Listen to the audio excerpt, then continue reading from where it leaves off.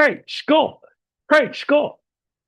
God is good all the time and all the time. God is good. Praise God. Praise God. Isang mapagpalang araw po sa bawat isa. Sa pagkakataong ito, tayo po ay dudulog, lalapit sa ating Diyos na buhay ng may pananampalataya na kung saan may dalawa o tatlo na nagkatipon sa kanyang ngalan, naroon siya sa kanilang kalagitnaan. Sa araw na ito, tayo po ay dudulog sa Panginoon sa ngalan ng bayan ng San Policarpio sa probinsya ng Eastern Samar. Ating hihilingin na maitatag ang altar ng ating manunubos sa bayan ng San Policarpio. May mudag sa atong mga kaigsuunan diha sa Visayas ug sa Mindanao. Bisan pa katong atong mga kaigsuunan nga naa sa Luzon ug sa laing nasod. Dalaygon ang Ginoo sa walay katapusan. Ang ating pong pagsambay mula sa aklat ng mga awit ika-71 kabanata, ang talata po ay 15.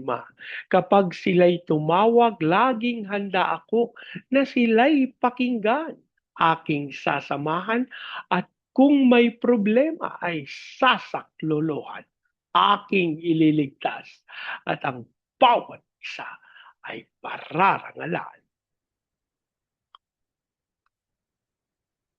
Pag sila'y tumawag, laging handa ako na sila'y pakinggan. Kapag sila'y tumawag, laging handa ako na sila'y pakinggan.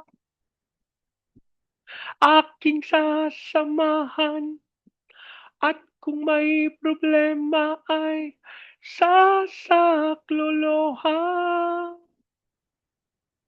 Aking sasamahan, at kung may problema ay sasaklolohan. Aking ililigtas, at ang bawat isa ay pararangalan.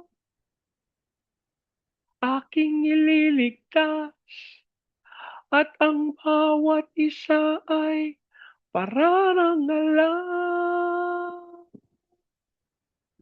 Ama naming Diyos na makapangyarihan sa lahat, kami po'y nagpapasalamat sa pagkakataon na minsan pang makadulog at makalapit sa iyong banal na harapan. Kami po ay nagpapakumbaba, humihingi ng tawad sa lahat naming pagkakasala. Maraming idinudulog sa iyo sa ngalan ng aming Panginoong Hesus ang paglilinis ng banal na dugo ng aming manunubo sa lahat ng karumihan, sa lahat ng pagkakasala. At dasal namin ang banal na dugong siyang pumawi sa lahat naming karumihan. Habang amin din pong idinudulog sa iyo ang bayan ng San Policarpio sa probinsya ng Eastern Samar. Ang aming hiling, ang lahat ng altar at lahat ng kasunduan sa San Policarpio ng hindi ayon sa pangalan ng aming manunubos ay mapawalang bisa sa pangalan ni Jesus at sa pangunguna ng iyong Santong Espiritu. Ang aming hiling maitatag ang altar ng aming Panginoong Hesukristo sa bayan ng San Policarpio. Maraming salamat po ang aming pag-asa. Tinugon nyo at tinanggap namin ang aming panalangin sa pangalan ng aming Panginoong Hesus. Amen.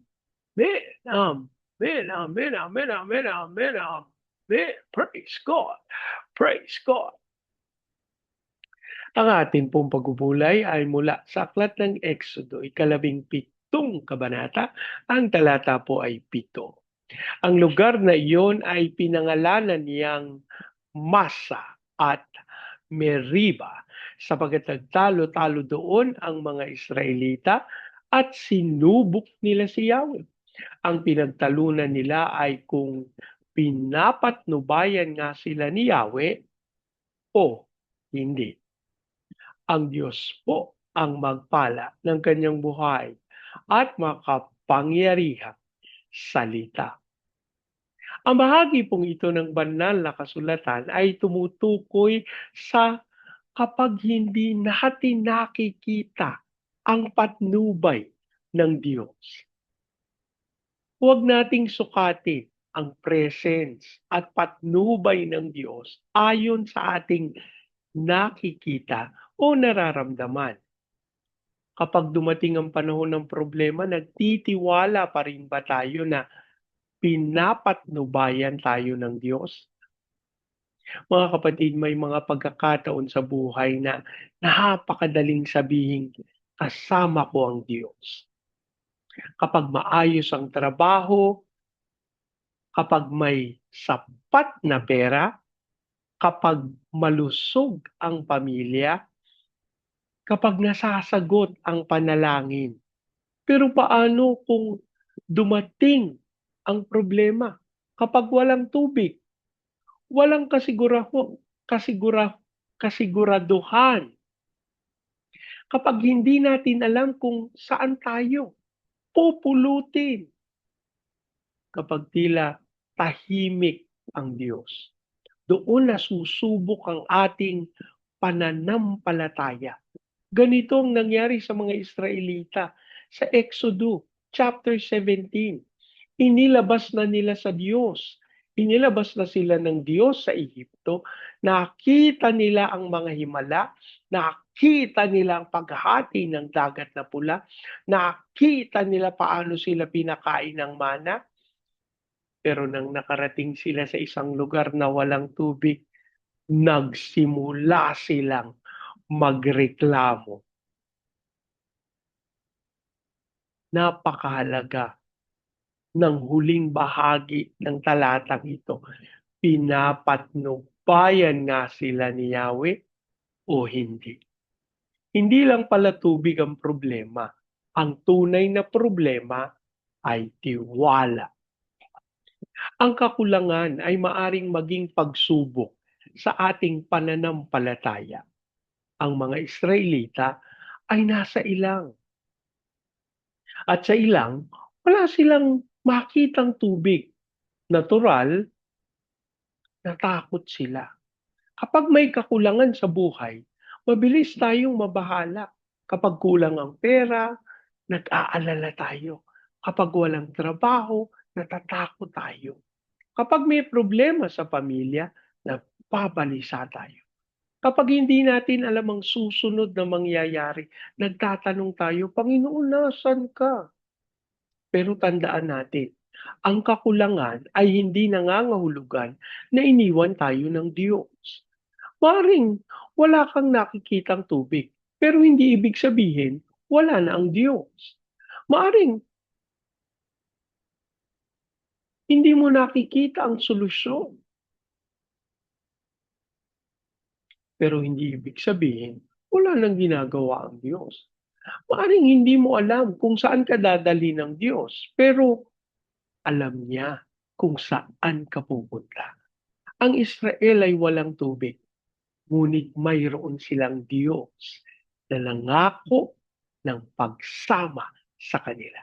Mga kapatid, huwag nating gawing sukatan ang presensya ng Diyos sa kasalukuyang sitwasyon. Hindi dahil mahirap ang buhay ay wala na ang Diyos. Minsan, ang lugar ng kakulangan ang nagiging lugar kung saan mas malalim nating nakikilala ang Diyos. Huwag nating hayaan ang problema ang magpabago sa ating pagtingin sa Diyos. Sinabi ng mga Israelita, pinapatnubayan nga ba kami ni Yahweh o hindi? Napansin ninyo, may problema sila ngayon kaya tila nakalimutan nila ang ginawa ng Diyos kahapon.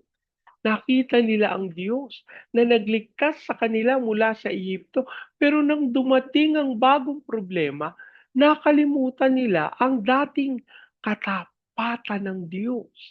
Madalas gano'n din tayo. Kapag may problema, nakakalimutan natin ang ginawa ng Diyos nung nakaraan.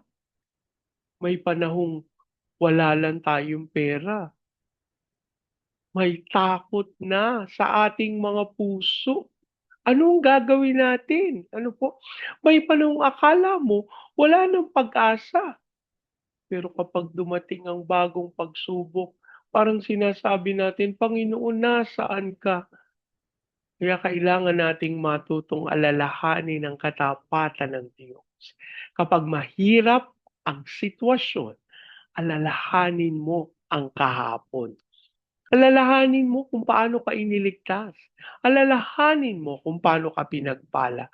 Alalahanin mo kung paano ka dinala ng Diyos hanggang sa araw na ito.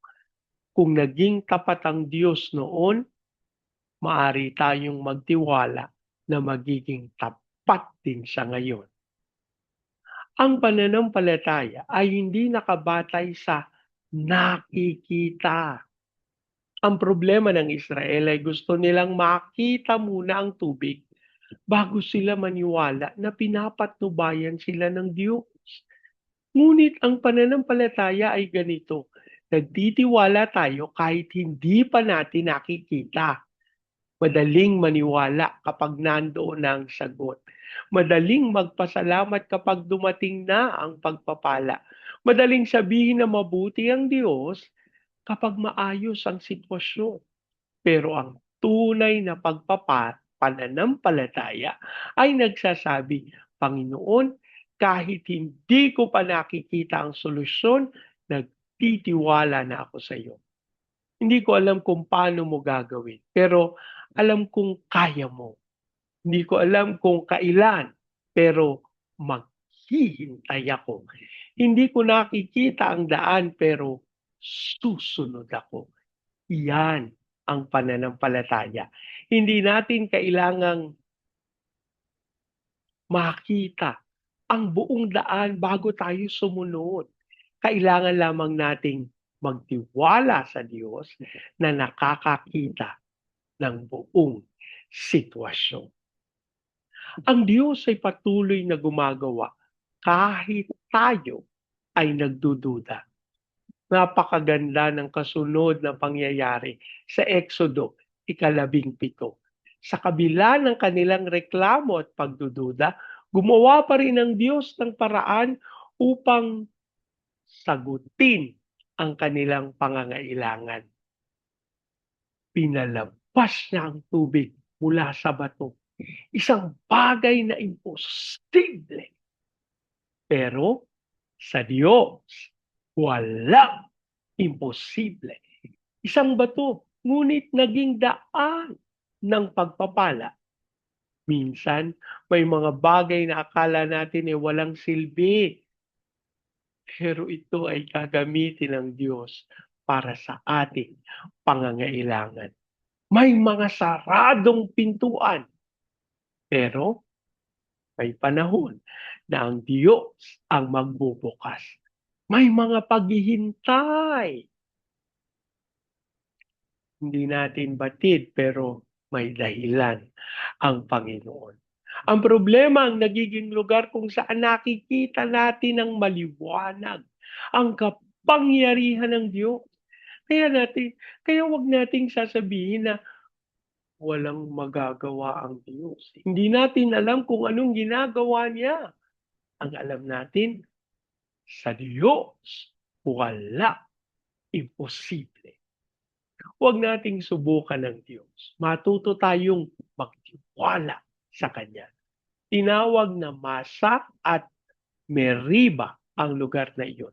Ang mga pangalang ito ay naging paalaala ng kanilang pagtatalo at pagsubok sa Diyos. May pagkakaiba ang pagtatanong sa Diyos at pagsubok sa Diyos. Mari tayong lumapit sa Diyos at magsabi, Panginoon, hindi ko naiintindihan. Panginoon, tulungan mo po ako. Panginoon, bigyan mo po ako ng lakas. Hindi masama na umiyak sa Diyos. Hindi masama na magsabi na nahihirapan na tayo. Ngunit, hindi natin Hindi natin dapat sabihin na kung talagang Diyos ka, patunayan mo muna. Ang Diyos ay hindi kailangang magpatunay ng kanyang sarili. Ang dapat mangyari ay tayo ang matutong magtiwala.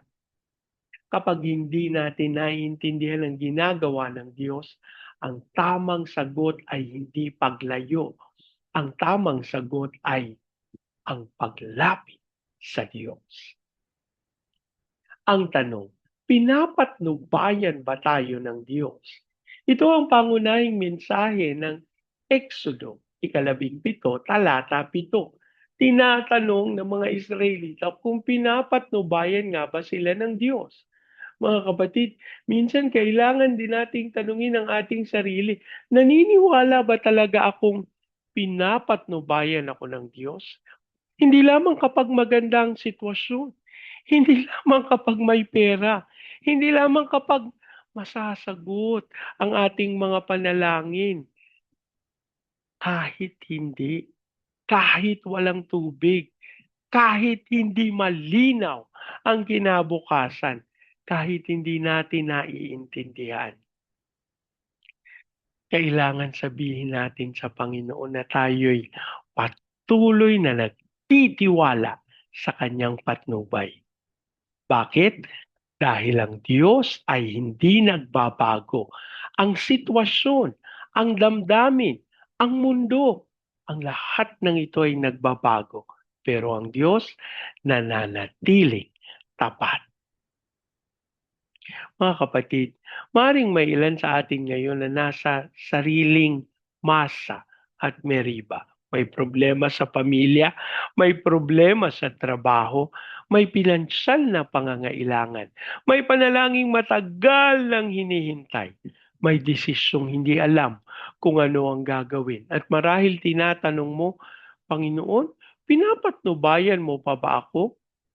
Ang sagot ng Diyos ay magtiwala ka. Hindi dahil madali ang sitwasyon o nakikita mo na ang sagot, kundi dahil kilala mo ang Diyos. Kapag walang tubig, huwag agad isipin na iniwan ka na ng Diyos. Kapag hindi malinaw ang daraanan, kapag tahimik ang Diyos, kapatid, hindi siya nag-absent. Maring hindi mo nakikita ang ginagawa niya, ngunit kumikilos siya ayon sa kanyang layunin. Ang masa at meriba ay laging paalala ng isang mahalagang katotohanan. Kapag dumating ang problema, hindi lamang ang ating kalagayan ang nasusubok. Nasusubok din ang ating pagtitiwala sa Diyos. Kaya kapag dumating ang panahon na wala kang makita, magtiwala ka. Kapag hindi mo maintindihan, magtiwala ka. Kapag ang tagal ng sagot, magtiwala ka. Kapag ang pakiramdam mo, nasa ilang ka, magtiwala ka. Kapag tinatanong mo kung pinapatnubayan ka ng Diyos, alalahanin mo ang kanyang katapatan. Dahil ang Diyos na nagdala sa iyo hanggang ngayon ay hindi ka basta-basta iiwan. Ang Diyos na nagligtas sa Israel mula sa Ehipto ay siya ring Diyos na nagbigay sa kanila ng tubig sa ilang. Siya rin ang Diyos na kasama natin ngayon. Kaya huwag nating hayaang ang kakulangan ay maging dahilan upang pagdudahan natin siya. Sa halip, gawin nating pagkakataon ang kakulangan upang sabihin, Panginoon, hindi ko man nakikita o nababatid ang iyong ginagawa, magtitiwala ako. Hindi ko man alam ang daan.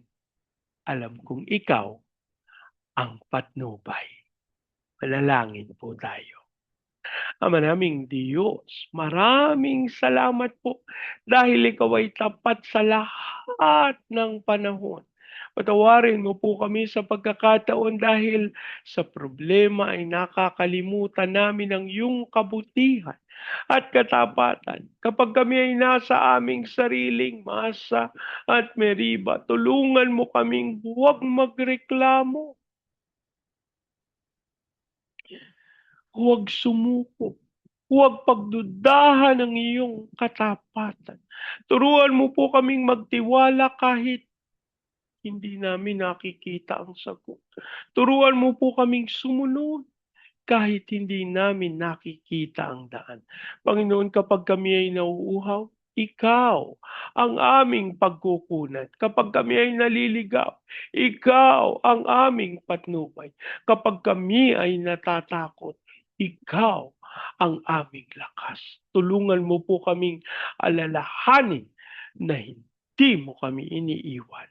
Ama, amin din pong idinudulog sa iyo ang bayan ng San Policarpio sa probinsya ng Eastern Samar. Ang aming panalangin sa katawan ng aming Panginoong Heso Kristo sa bayan ng San Policarpio ay magkaroon ng unawaan, pagmamahalan, pagpapatawaran, pagpapakumbaba, ipahintulot mo na dumaloy ang pagkakaisa at pag-iibigan na siyang maging ugat ng pagkilos ng Santong Espiritu upang itatag ang altar ng aming manunubo sa bayan ng San Policarpio. And we declare the fire of revival to burn the whole of San Policarpio. Dasal namin na dumalo ito sa Baguio City, Cagayan de Oro, Legazpi, Lipa, Manila, Pampanga, Pateros. Kilusan mo po ng may kapangyarihan ng mga bayang ito. Dumaloy ang kaluwalhatian mo. At dasal namin namang Diyos na habang sila'y pinagpapala mo, maranasan ito ng buong Luzon, Visayas at Mindanao. Ipahintulot mo na matupad namin yung katotohanan ng pagsunod at paglilingkod sa iyo. Yung sinabi mo that we are the launching pad of the gospel. We're a missionary sending country.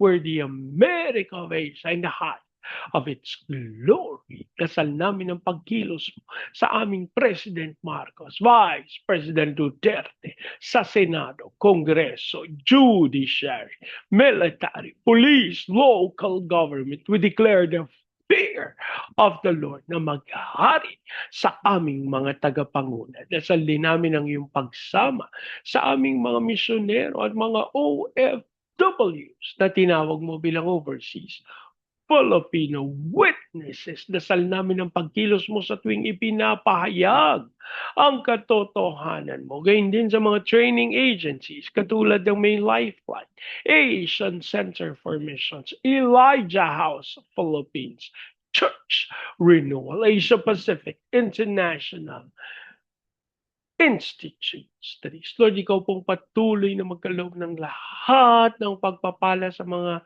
ministeryong ito upang matupad ang dakilang kalooban mo. As we also pray sa mga bansa ng Vietnam, Cambodia, Myanmar, Laos, Thailand, Malaysia, Singapore, Indonesia, Brunei.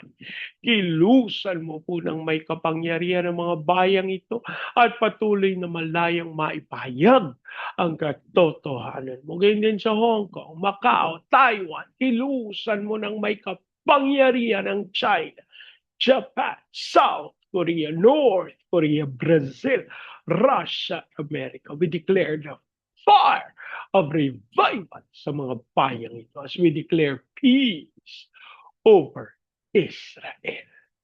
Maraming salamat po. Inaangkin namin na tinugon nyo at tinanggap namin ang aming panalangin sa pangalan ng aming Panginoong Yesus. Amen. Amen, amen, amen, amen, amen, amen. Praise God. Praise God. Sa pagkakataong ito, ayan niyo pong salitain ko ang basbas ng Panginoon sa inyo at sa inyong sambahayan. I declare the everlasting love of the Father. I declare the unending blessings of the Son. I declare the sweet, sweet, sweet fellowship of the Holy Spirit now and forever. I declare this new house and lot with parking, with a new vehicle, and with a flourishing business. In Jesus' name. Amen. Amen. Amen. Amen. Amen. Amen. Praise God. Praise God. Sama-sama po nating ideklara, Pilipinas, God bless you big time. And so we declare to God be all the glory in Jesus' name. Amen. Amen. Amen. Amen. Amen. Amen. Amen. Praise God. Praise God.